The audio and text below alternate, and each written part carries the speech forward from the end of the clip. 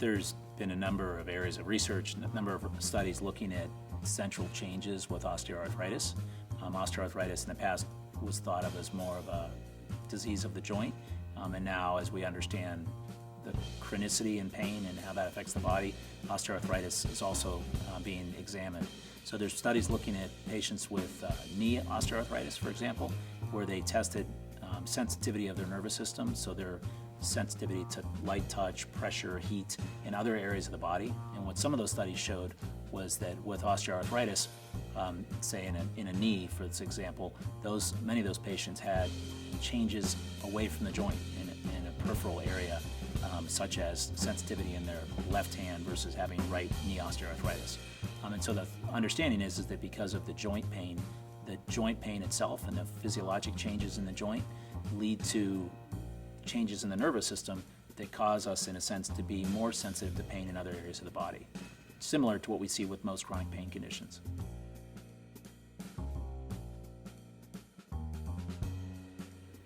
I think for osteoarthritis, there's a number of treatment options. We think of the pharmacologic and non-pharmacologic, but I think with any type of chronic condition, also thinking about what are other interventions. So most of the guidelines for osteoarthritis include weight loss, education, which is important, I think many times overlooked, and especially something like weight loss, where there's not just loss of weight to help decrease forces through the joint, but loss of weight can also cause changes in sensitization of the nervous system. So these things that we think are pretty benign, like weight loss and education, can be very beneficial. The medications, most of the evidence is for the oral anti-inflammatory medications, but there's been an increase in evidence in the guidelines also for the use of topical anti-inflammatories, because the development of these medicines, they're able to deliver the medicine in deeper tissues and have better outcomes, and there's a lot less adverse effects like kidney effects and cardiac effects, which have been some of the problems with oral anti-inflammatories. So going back to your question, the education, weight loss,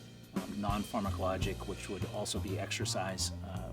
besides just weight loss, but strengthening around the joint, and then some of the pharmacologic interventions. The third group, separate from surgery, which would be I think outside of the chronic pain clinician or the primary care clinician, is this kind of increased use of platelet-rich protein plasma, which is called PRP. There's a lot of off-label use of PRP, where you inject the patient's own platelets in a solution into the knee joint, for example, and that's also shown in some studies to be efficacious with decreasing pain. That's probably the bigger evolving area, is PRP injections for joint pain. If you inject platelet-rich plasma into the joint, it can help decrease some of those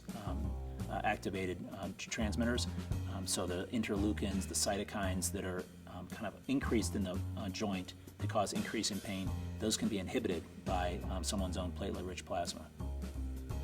and hence decrease pain.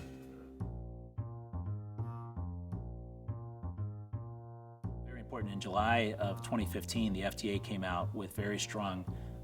statement about kind of increasing the ante on the risks for anti-inflammatory medications as a class, and that includes oral and topical analgesics. Most of these really apply to oral use, and what they actually state is that patients, there's not a possibility of a risk, but there has now been found a risk for increased death related to use of anti-inflammatories, as well as increase in stroke and heart failure. So there's very kind of big change with the FDA in these statements, and I think physicians should incorporate that into their own consent and their understanding when they're giving these medications to patients. And those patients that maybe they're not benefiting, they should be taken off of it, because I think the risks are a lot stronger than we thought even 5 years ago.